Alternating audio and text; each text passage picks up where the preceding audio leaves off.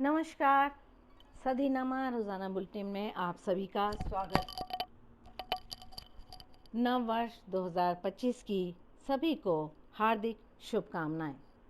मैं सुनीता अरोड़ा 1 जनवरी 2025 का संपादकीय प्रस्तुत कर रही हूं, जिसका शीर्षक है प्रभिस नगर कीजे सब काजा, हृदय राखी कौशलपुर राजा।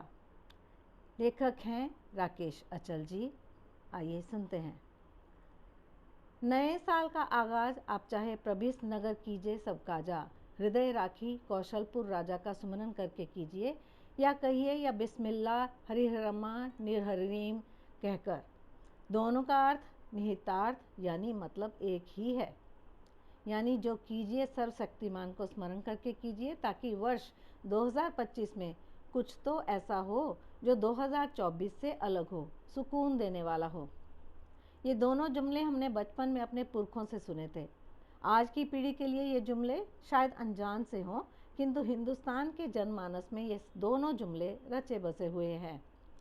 नया साल लगने से पहले एक काम तो ये हुआ कि जो काम देश के प्रधानमंत्री जी को करना था, वो काम मणिपुर के मुख्यमंत्री वीरेंद्र कुमार ने कर दिया। यानी मणिपुर की हिंसा के लिए माफ़ी मांग ली। हम लोग भी दुनिया के दूसरे मुल्कों की तरह सनातनी हैं, आशावादी हैं, इसलिए उम्मीदें पाल कर आगे चलते हैं। उम्मीदों के सहारे ही दुनिया आगे बढ़ती आई है। हमें उम्मीद है कि हमारे प्रधानमंत्री अपना राजहट छोड़कर नए साल में रूस, यूक्रेन, नाइजीरिया जाने के बजाय 1-2 बार मणिपुर ज़रूर जाएंगे।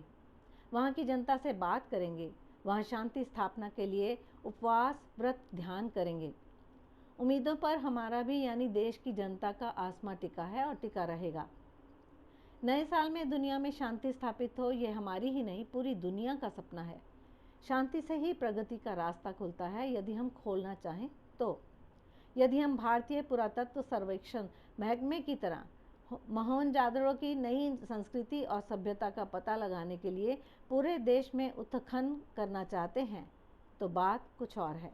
हमें अपनी ताकत, अपने स्रोत विज्ञान के अन्वेषण पर खर्चे करने चाहिए, क्योंकि हम दुनिया से अन्वेषण के मामले में लगातार पिछड़ रहे हैं। नए साल में यदि हम चीनी माल से अपनी निर्भरता से मुक्ति का अभियान चला पाएँ, तो मुमकिन है कि साल 2025 पिछले साल 2024 के मुकाबले यादगार बन जाए। भारत की बात करें तो हम भारत के लोग ना कांग्रेस मुक्त भारत चाहते हैं, ना भाजपा युक्त भारत। हमें एक ऐसा भारत चाहिए जिसमें सभी तत्व मौजूद हों। हम सब मिलकर सचमुच सबका विकास कर सकें, तो वो भी सबको साथ लेकर। अभी हम केवल और केवल हिंदुओं को साथ लेकर हिंदुओं का विकास और बाकियों का सत्यानाश करने का काम कर रहे हैं। यह हकीकत है, कोई माने तो ठीक और ना माने तो भी ठीक। हम तो अपने मन की बात कर रहे हैं, और जैसे कि माननीय किया करते हैं, नया साल दल बदलुओं से, विभीषणों से, चाटुकारों से, अवसरवादियों से मुक्ति का आह्वान करता है। अब राजनीति में पासवानों, नीतीश कुमारों और सिंधियों की ज़रूरत नहीं है। नए साल में देश में ऐसा माहौल बनना चाहिए जिसमें कि हर कोई अपने मन की बात कर सके। यह सुविधा केवल एक व्यक्ति को ही हासिल नहीं होनी चाहिए। नया साल उम्मीदों पर टिका साल है। हम चाहते हैं कि देश का नेतृत्व अब अमृत काल को पार कर चुके लोगों की बजाय उन हाथों में आए जो नौजवान हैं, जिनके पास नई दृष्टि है, जो नया हौसला रखते हैं, जो अपनी प्राथमिकताओं में बुनियादी मुद्दों को सबसे ऊपर रखते हैं। हम राजनीतिक दल को अब अपने युवा नेतृत्व को सामने लाना चाहिए। वे ही भावी चुनौतियों का दृढ़ता से सामना कर सकते हैं। वे फकीरों की तरह झोला डालकर न मैदान छोड़ेंगे और न किसी झोले को देखकर भयभीत होंगे। पुराने भारत का रास्ता सनातनी रास्ता था, गांधी का रास्ता था। हमें उसी रास्ते पर आगे बढ़ना चाहिए।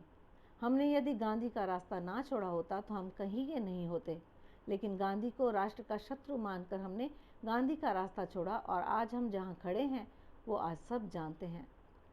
हम एक ऐसे रास्ते पर आगे बढ़ रहे हैं जो कहने को गौरव की स्थापना का है, किंतु इस रास्ते पर चलते लोग हमें प्रतिशोध से भरे दिखाई दे रहे हैं।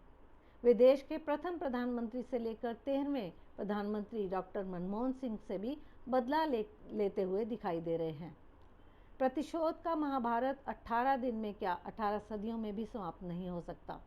हमने तो नए साल में पहला कदम अपने हृदय में कौशलपुर के राजा का स्मरण करके किया है। हमारा नया कदम उस सर्वशक्तिमान के नाम पर होगा जो अकबर है, जो अल्लाह है, जो राम है, जो कृष्ण है, जो बुद्ध है, जो वाहिगुरु है, जो जीसस है। आपकी आप जाने।